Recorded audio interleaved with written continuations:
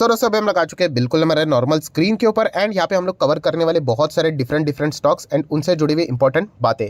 सबसे पहले शुरुआत करेंगे जोमेटो से रिलेटेड बहुत सारी खबरें आती रहती हैं एंड खास करके देखा गया जब भी तेजी देखने को मिल जाती है तो सवाल आ ही जाता है। आई नो बहुत सारे बड़े बड़े ब्रोकरिंग जो मतलब ब्रोकरेज हाउस रहते हैं वो हायर लेवल के टारगेट देते हैं कि ये 100 के पार जा सकता है, इधर जा सकता है, उधर जा सकता है। दोस्तों अगेन कहना चाहूँगा किसी के भी टारगेट के हिसाब से आपने किसी शेयर में ब्लाइंडली निवेश करना नहीं होता है। ओवरऑल अगर हम लोग जोमेटो के परफॉर्मेंस की बात करें तो इतना कुछ अभी तक खास नहीं रहा है। जैसे कि मैंने आपको बताया है कि कंपनी का प्रॉफिट जब तक हम लोग को देखने को यहाँ पे नहीं मिलता है या फिर कंपनी का लॉस जब तक लगातार कम नहीं होता है तब तक अगर आप इसमें जाओगे तो बहुत ज़्यादा आपको मतलब हम कह सकते हैं कि नुकसान यहाँ पे हो सकता है। मैं इतना कह सकता हूँ कि जोमेटो खराब कंपनी नहीं है, बट यस जिस प्लानिंग के साथ वो फिलहाल तो यहाँ पे चल रहे हैं उनका प्लानिंग क्या है फिलहाल, यस ज़्यादा से ज़्यादा हम लोग कैसे मार्केट को कैप्चर कर सके एंड उसके लिए हम लोगों को कितना भी लॉस उठाना क्यों ना पड़े हम उठाएंगे। क्योंकि एक बार मार्केट अगर हमारे हाथ में आ गया एंड मोनोपोली मिल गई, मोनोपोली मतलब डिओपोली आप पकड़ लेना क्योंकि जोमेटो एंड स्विगी ये दो ही बड़े प्लेयर्स है। सो ज़्यादा से ज़्यादा एक बार मार्केट हमारे पास आ गया फिर उसके बाद वो चार्जेस धीमे धीमे करके लगाना स्टार्ट करेंगे। सो ये सबसे मेन रणनीति होती है जितने भी नए कंपनीज आती है उनकी। इसलिए आपने देखा होगा कि जितने भी नए कंपनीज है वो लॉस के साथ ही चलना पसंद करते हैं, फंडिंग उठाते रहते हैं और एक्सपांड करने की कोशिश यहाँ पे करते हैं क्योंकि एक बार मार्केट हाथ में आ गई फिर वो आराम से प्रॉफिट यहाँ पे कमा सकते हैं, ये उनकी रणनीति होती है। सो जोमेटो सब कुछ ठीक कर रहा था बट बीच में उन्होंने ब्लिंकिट के साथ जो डील की थी उसके चलते बहुत सारे लोग नाराज हुए थे क्योंकि ब्लिंकिट खुद बहुत बड़े लॉस में है एंड बहुत सारे ऐसी चीज़ थी जो कि जोमेटो से ही उन्होंने पैसा लिया था। तो ओवरऑल जो डील देखने को मिली थी इसके चलते इन्वेस्टर ज़्यादा खुश नहीं थे। तो ये फैक्टर आपको पता होनी चाहिए। ऐसा नहीं कि स्टॉक 5% भागा, कल 10% भागा तो हम लोग खरीद लेंगे, वापस 15% नीचे आए तो क्या करोगे। तो ऐसा बिल्कुल भी नहीं कर रहा है। जब तक कंपनी के कंसिस्टेंटली नंबर्स हम लोग को अच्छे देखने को नहीं मिलते तब तक दूरी बरतनी चाहिए। चाहे फिर हम महंगे दाम पे भी खरीद लेंगे तो भी चलेगा बट हमें वो अश्योरिटी चाहिए, राइट। तो ये पॉइंट पता होना चाहिए। चलो ठीक है, नेक्स्ट बात करेंगे सुजलॉन एनर्जी, बहुत सारे लोग का फेवरेट स्टॉक, खास करके जो एक बिगनर होता है। इसमें कोई गलत बात नहीं, देखिए मैंने भी मार्केट शुरुआत में मैंने भी पेनी स्टॉक से ही की थी बट जैसे मैंने आपको बताया था कि एक टाइम होता है, टाइम मतलब कि हमें पता चलता है कि बॉस इस पेनी स्टॉक्स में रह के कुछ होने वाला है नहीं। सो हम लोगों को अच्छे स्टॉक्स की ओर बढ़ना पड़ता है। बट अगर आप कई टाइम तक अगर मार्केट में पेनी स्टॉक्स में ही गिरे रहोगे तो फिर मुश्किल है। हर्षद मेहता की भी शुरुआत की अगर हम लोग बात करें वो भी पेनी स्टॉक में ही सारी चीज़ें करता था बट बाद में उस छोड़ना पड़ा था ना। तो वैसे ही दोस्तों इनिशियल स्टेज में फंडिंग कम होती है, मैं समझ सकता हूँ, बट वहीं पे अगर आप चिपके रहोगे तो फिर ग्रो कैसे होगे। तो ये फैक्टर आपको पता होना चाहिए। सो सुजलॉन एनर्जी में कोई दम नहीं है दोस्तों, कंपनी के पास पैसा ही नहीं है, बिजनेस ही नहीं होता है, क्लाइंट्स ही नहीं होते हैं। मुश्किल से कोई एक क्लाइंट मिलता है। बीच में इनको एक अच्छा क्लाइंट मिला था, कौन, अदानी। अभी अदानी की हालत क्या है हर किसी को यहाँ पे पता ही है, वो खुद को बचाने के लिए लगे हुए हैं। इनके साथ उनका क्या डील होगा we don't even know, right. And देखा गया तो कंपनी इतनी खास होती है दोस्तों, तो आप मुझे बताओ इतने टॉप लेवल से कंपनी यहाँ पे नीचे कितने सारे लोग 2010 से इंतजार ही कर रहे, आज होगा कल होगा। तो ऐसे किसी इमोशनली मतलब डिसीजन लेकर स्टॉक्स में नहीं जाना है। आप चाहो तो लर्निंग के लिए ठीक है, कंसिडर कर सकते हो। आपने 50 रुपया, 100 रुपया, 200 रुपया लगा दिया, ठीक है, बट बोलते हैं ना 10,000 लगा देना, 20,000 लगा देना, ये बेवकूफ़ी हो गई, राइट। तो ऐसे कंपनीज में आपने ज़्यादा पैसा नहीं लगाना है। मतलब हमें एज अ बिगनर ऐसा लगता है कि 8 का 16 हो गया, हमारा पैसा डबल। अरे इतना सिंपल नहीं है। ये कई सालों से लोग इसी चक्कर में यहाँ पे फंसे हुए हैं कि 8 का 16 होगा। ये लक के ऊपर है, फिर होने के लिए कभी भी हो सकता है या फिर 10 साल तक यहीं पे रह सकता है। तो इसलिए कहना चाहूँगा लक के ऊपर हम लोगों ने नहीं चलना है, हमें नॉलेज के हिसाब से चलना है। एंड एक कंपनी के पास इतना कुछ खास परफॉर्मेंस नहीं है। नेक्स्ट बात करेंगे ट्राइडेंट। यस सर, ट्राइडेंट कैसी कंपनी है? ऑब्वियसली मैं आपको बता चुका हूँ, कंपनी अच्छी है बट इसका अर्थ नहीं कि रोज़ आपको पैसे मिले। हमने तो इसको बहुत ही लोअर लेवल पे देखा था, 3-6 रुपये के आसपास। एंड मेजर रीज़न ये था कि कॉर्पोरेट एक्शन। पहले ये कंपनी आपको मैं बताना चाहूँगा 70-80 रुपये पे चलती थी, बाद में कॉर्पोरेट एक्शन हुआ था, एक के बदले 10 शेयर मिले थे और उसके बाद ये कंपनी नीचे आई थी। तो उसके बाद बहुत सारे लोगों के रडार के ऊपर भी यहाँ पे आई थी, जो कि एक बहुत ही सही दाव कॉर्पोरेट एक्शन का मैनेजमेंट ने यहाँ पे खेला था। खुद प्रमोटर ने 8 रुपये पे शेयर वापस यहाँ पे बाइंग किए थे। तो ओवरऑल लंबी अवधि के रिटर्न्स की बात करें तो जिन्होंने पहले से निवेश करके रखा है उनको कमाल के रिटर्न्स मिले हैं। एज यूजुअल आप सभी लोगों को पता है एक कूलिंग ऑफ पीरियड आ ही जाता है, टॉप लेवल से प्रॉफिट बुकिंग आ जाता है। सो ये पीरियड तो हर किसी को झेलना पड़ता है। जो इस पीरियड को यहाँ पे नहीं झेल पाता है ऑब्वियसली वो लंबी अवधि के लिए 300, 400, 500% के रिटर्न्स कभी नहीं कमा पाता है। बिकॉज 400-500% रिटर्न कमाने के लिए ये चीज़ें देखनी ही पड़ती है, आपके पास कोई ऑप्शन नहीं है। जब 6 रुपये पे ट्राइडेंट था वो बाद में कोविड में 3 रुपये तक आया था। अभी सुनने के लिए क्या लगेगा, अरे 6 से 3 ही तो आया, अरे 50% डाउन था, राइट। ये बात हम लोगों को यहाँ पे समझ में आनी चाहिए। तो ये फैक्टर है दोस्तों, ये जब तक आप इन सभी चीज़ों को टॉर्चर नहीं झेलोगे तब तक ये बड़े रिटर्न्स तो बनने वाले हैं नहीं। तो कंपनी खराब नहीं है, जिस सेक्टर में काम कर रही सरकार भी अच्छा मदद कर रही है। पीएलआई स्कीम टेक्सटाइल की बात करें तो अच्छा योगदान वहाँ पे लगातार मिल रहा है। तो रोज़ रोज़ यहाँ पे तेज़ी होगी नहीं, ये मैं मल्टीपल टाइम्स आपको बोल चुका हूँ, बट येस वो काबिलियत इस कंपनी में ज़रूर है। नेक्स्ट बात करेंगे केपीआईटी टेक। ठीक है, आज के दिन 2% गिरा है, इतना तो गजब का परफॉर्मेंस दिखा है। जिस सेक्टर में आईटी सेक्टर लगातार गिरा है उसमें इसने 53% के रिटर्न्स देना एक साल के अंदर अंदर बहुत बड़ी बात है। सिर्फ इसने पॉजिटिव रिटर्न भी दिए होते तो भी बहुत बड़ी बात है, बट 53% के रिटर्न दिए तो बहुत ही अच्छी बात है। एंड देखिए इसका भी ज़माना आएगा, टाइम आएगा। ये अभी हम लोग को कितना दिख रहा है, 664% के रिटर्न देखने को मिल रहा है, राइट। ये देखिए इस एक बार कैसे यहाँ पे गिरा था, यहाँ पर भी कैसे गिरा था 60-70%, कोई बात नहीं आगे भी गिरेगा। तो गिरावट होना मतलब ये नहीं कि दी एंड है करके, सिर्फ हमें देखना है कि वो गिरावट के पीछे की वजह क्या है। ऐसा नहीं कि गिरावट हो रहा है, सर आप ही ने तो बोला था कुछ भी नहीं होता है गिरावट, ऐसा नहीं। गिरावट के पीछे की वजह क्या है, एक नॉर्मल रूटीन गिरावट है ना, तो फिर कोई चिंता की बात नहीं। अभी फाइन ऑर्गेनिक जैसी कंपनी है, नॉर्मल रूटीन गिरावट है, राइट। वैसे देखा गया तो ऐसे बहुत सारे कंपनीज आपको देखने को मिल जाएंगे। एंजल वन गिर रहा है, रूटीन गिरावट है। अभी कोई स्टॉक अगर 400, 500, 600, 700% चलेगा, इंजन कभी तो रुकेगा गर्म होने के बाद, तो वह चीज़ देखने को मिल जाती है।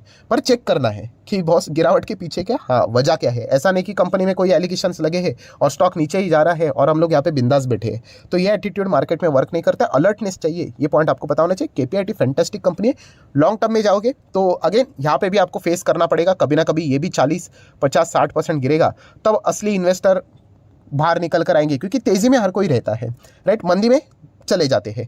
तो कंपनी ओवरऑल बहुत अच्छी है, मैनेजमेंट अच्छा है, तो जाओ चाहो तो कंटिन्यू कर सकते हैं। देखिए आईईएक्स ये भी इसका बेस्ट एग्जांपल है। जैसे तेज़ी देखने को मिली, बहुत सारे लोगों ने यहाँ पे निवेश किया था, आप चेक कर सकते हैं यहाँ पे, एंड उसके बाद अभी हम लोग को गिरावट देखने को यहाँ पे मिली है। सो आईईएक्स भी कोई खराब यहाँ पे कंपनी ने, मैं मल्टीपल टाइम्स आपको यहाँ पे बोल चुका हूँ, राइट। बट अगेन कहना चाहूँगा आपको बार बार कि जब तक आपको कंपनी के बिजनेस के बारे में अगर आइडिया नहीं है तब तक आपने उसमें इन्वेस्ट करना नहीं होता है। बहुत सारे ऐसे लोग हैं जिनको आईईएक्स का बेसिक बिजनेस क्या है, मॉडल क्या है, वही पता नहीं है, बस एक लगातार तेजी देखने को मिली थी इसलिए निवेश किया, तो ये बहुत ही गलत बात है दोस्तों। वॉरेन बफे जी ने भी सिखा के रखा हुआ है कि जो बिजनेस आपको समझता है इनिशियल स्टेज में आपने उसमें निवेश करना सीखो, राइट। वरना क्या हो जाएगा कि जब कंपनी का शेयर नीचे आता है हमें पता ही नहीं चलता कि क्या करे करके, राइट। तो कंपनी बुरी नहीं है, मैं मल्टीपल टाइम्स आपको यहाँ पे बता चुका हूँ, कंपनी अच्छी है, बट जैसे ही गिर जाती है तो खराब लगने लग जाती है, तो ऐसी नहीं है।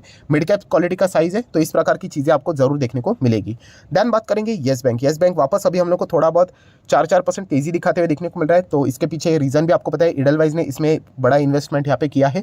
तो कोई भी इन्वेस्टमेंट करे तो इसका अर्थ ये नहीं कि हम जाके इन्वेस्टमेंट करे करके। येस बैंक की सबसे बड़ी अग्नि परीक्षा अभी यहाँ पे आने वाली है, आपको पता है फेब जस्ट खत्म हो जाएगा, मार्च आने वाला है, एंड आपको पता है जो ये लॉकिंग था वो लॉकिंग अभी हम लोग को अनलॉक मतलब खुलने वाला है। सो संभल कर रहना चाहिए, मैं इतना ही कहना चाहूँगा। एक नॉर्मल मतलब बोलते ना जो एक दिमाग लगाने वाला एक इंसान होता है, इन्वेस्टर होता है, वो तभी डिसीजन लेगा कि ये सारी चीज़ें पहले न्यूट्रलाइज हो जाने दो, क्योंकि इतना बड़ा लॉकिंग पीरियड है आपको, मतलब 3 साल का लॉकिंग था ऑलमोस्ट, एंड 70-75% लॉकिंग के अंदर था। तो ऑब्वियसली अगर कोई 10% भी माल बेच देगा तो कितना बड़ा आउटफ्लो होगा आपको पता है, एंड सर्किट के ऊपर सर्किट, लोअर सर्किट लग सकते हैं। तो ये इतनी बड़ी रिस्क है जो कि आप लोगों को पता होना चाहिए। ऐसा नहीं इमोशनल होकर कुछ भी डिसीजन यहाँ पे लेना है, कोई गाड़ी किधर नहीं छूट जाती है दोस्तों। अगर कंपनी अच्छी है ना तो आपका पैसा बनता रहता है। तो ये फैक्टर मैं आपको बताना चाहूँगा, अगेन एंड अगेन मैं आपको बता चुका हूँ, इमोशनली बाइंग यहाँ पे करनी नहीं है। नेक्स्ट अगर हम लोग बात करेंगे हैप्पीएस्ट माइंड टेक्नोलॉजी, सो आज के दिन अच्छा भागा है, ठीक है, कभी ना कभी ऐसी तेजी यहाँ पे होती रहती है दोस्तों, इसमें कोई बड़ी बात नहीं। मैं इतना कह सकता हूँ कि इस कंपनी में अगर आप 10 साल चलते हो तो डेफिनेटली आपको अच्छे रिटर्न यहाँ पे मिल सकते हैं। अगेन कहना चाहूँगा ये मेरा कोई रिकमेंडेशन नहीं है, यहाँ पे मार्केट है, मार्केट में हमेशा रिस्क होती है, होने के लिए कुछ भी हो सकता है, उसकी गारंटी कोई नहीं ले सकता। अगर कुछ कल गड़बड़ हो गई तो ऑब्वियसली तो फिर हमें भी लॉस नुकसान फेस करना ही पड़ेगा। बट वैसे तो देखा गया जिस प्रकार का बैकग्राउंड है इस कंपनी का, जो मैनेजमेंट है, फिलहाल तो सारी चीजें अच्छी देखने को मिल रही है। सो ये पोटेंशियल जरूर है कंपनी में कि ये लंबी अवधि में बहुत अच्छा कर सकता है। सो अगर आप यहाँ पे 1 साल के लिए आ जाओगे तो इस प्रकार का डेटा देखने को मिलेगा, थोड़ा लंबा का चार्ट पैटर्न करोगे तो देखिए इस प्रकार के रिटर्न देखने को मिल जाएंगे। सो इतना ही कहना चाहूंगा, कंपनी फैंटास्टिक है, खेलना आना चाहिए, बस इतना ही, टॉर्चर झेलना आना चाहिए। देन आज के दिन की बात करें, सिप्ला जबरदस्त गिरावट देखने को मिले। फार्मा कंपनी क्यों गिरती है आपको पता ही है, ये मैं मल्टीपल टाइम्स आपको बोल चुका हूं कि यस, जो यूएस एफडीए है तो उनको यहाँ पे 8 आपत्तियां पाई गई है। उनके जो अलग अलग प्लांट रहते हैं उसमें से एक प्लांट है, सो वहाँ पे 8 आपत्तियां पाई गई। तो वैसे तो देखा गया तो ऐसे तो बहुत सारे कंपनी में चीज़ें देखने को मिल जाती है, बट इतनी बड़ी गिरावट क्यों? गिरावट इसीलिए क्योंकि जो आपत्तियां पाई गई है इससे रिलेटेड सिप्ला की ओर से कोई जवाब भी नहीं आया। जैसे मैंने आप लोगों को बताया है कि साइलेंट ये एक बहुत ही शेयर मार्केट में घातक चीज़ होती है, जितना आप चुप रहोगे उतनी आपकी बैंड बजेगी। आपने देखा है अदानी ग्रुप के शेयर्स में गिरावट क्यों देखने को मिल रही है, कि जितने वो साइलेंट यहाँ पे रहे, अभी इतना टाइम हो गया हिंडनबर्ग की रिपोर्ट के बाद, एक बेसिक तो एटलीस्ट वो कुछ तो रिप्लाई यहाँ पे दे सकते थे, राइट। उन्होंने वो जो 400 पन्नों का रिप्लाई दिया था वो तो एक ठीक है, बट उसके बाद उनका वैसा कोई ऑफिशियल रिप्लाई हम लोग को बड़ा स्तर के ऊपर देखने को नहीं मिला।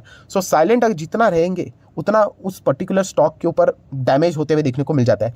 सिप्ला में भी वही चीज़ हो रही है कि जो 8 आपत्तियां यहाँ पे पाई गई है यूएस एफडीए के और के द्वारा उनके प्लांट में, सो सिप्ला जब जितना शांत रहेगा उतनी गिरावट और गहरी हो सकती है, राइट। तो ज़रूर सिप्ला ने इससे रिलेटेड क्लैरिफिकेशंस देने चाहिए, मैनेजमेंट ने क्लैरिफिकेशंस देने चाहिए, तब जाके हम कह सकते हैं कि ये जो गिरावट है वो थोड़ी सी कूल ऑफ यहाँ पे हो सकती है। नेक्स्ट हम लोग बात करेंगे दोस्तों as usual favourite topic, sir 100 रुपये का डिविडेंड मिल रहा है, ठीक है अच्छी बात है, डिविडेंड के लिए थोड़ी ना शेयर खरीदोगे। एक्स डेट देख सकते हो 21 फेब है, मतलब 20 फेब तक शेयर को खरीद लेते हो तो ठीक है, आप 100 रुपये के डिविडेंड के लिए एलिजिबल हो जाओगे, बट उसके लिए आप 8,000 का शेयर खरीदोगे।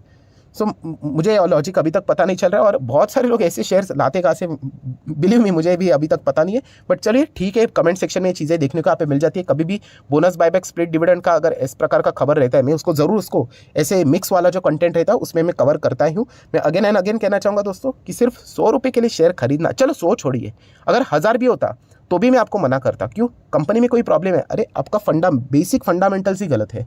बोनस बायबैक स्प्लिट डिविडेंड ये मतलब ऐसा हो गया कि आपको किसी ने लॉलीपॉप दिखा दिया और आपने वो शेयर को खरीद लिया बिना जाने कंपनी करती क्या है, मैनेजमेंट क्या है, क्या वो 5 से 10 साल के बाद अच्छा कर पाएगी, उसका विजन क्या है, वो अगर आपको पता ही नहीं है, बस 100 का 100 का डिविडेंड मिल रहा है, अभी तो बोश तो 200 का डिविडेंड दे रहा है, तो क्या हम लोग डिविडेंड के चलते शेयर को खरीदे? तो ये एटीट्यूड दोस्तों रिटेल इन्वेस्टर ने यहाँ पे बदलना चाहिए, ऐसा पर्सनली मुझे यहाँ पे लगता है।